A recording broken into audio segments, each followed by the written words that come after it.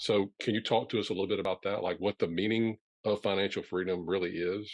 Well, it's the old Simon Sinek, the getting to your why, like why are Yeah. you doing what you're doing? Um, to me, it's when I ask people, and this is kind of cheesy, let me set the stage. Okay. I grew up very modest. I when I went into private practice, I did not work for a firm. I hung my shingle out on day one, and I ate crud for 3 or 4 years. Where I'm talking like diving into it was hard enough being a student going through school. I was working 2 and 3 jobs to get myself through school without a lot of debt. I'm just one of those guys that's opposed to debt.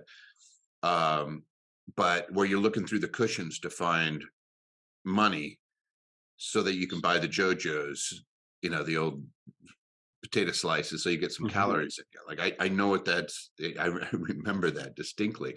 Now I have over several hundred properties, over 300 properties, and somewhere along the line, there was a little bit of a psychological shift where you realize, wow, I was not happy chasing things. You kind of look and say, what's success? A lot of people think a big house, really nice car, living in a great neighborhood. Then you realize, no, that's just stuff.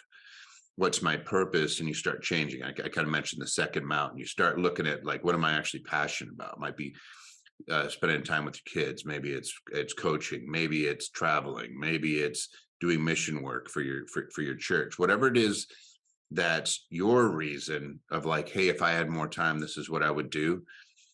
That becomes kind of your why. And financial freedom means you can do that whenever you want.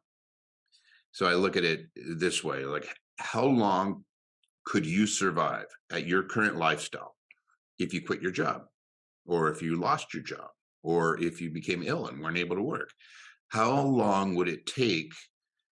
Would it be before you exhausted all your resources? You sold your house, you sold your cars, you sold your boats, you sold your RV, you sold all the cool stuff you have. You liquidated your account so that you could live.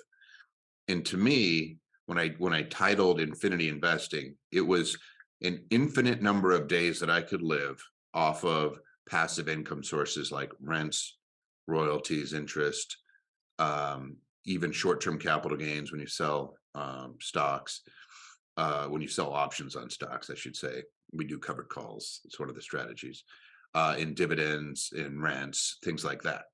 So it's rents, royalties, dividends, interest, and short-term capital gains off the sale of calls. I Hmm. just look at those five income sources and I say, if that is not enough to cover your monthly expenses, then there's a finite number of days that you could survive without working.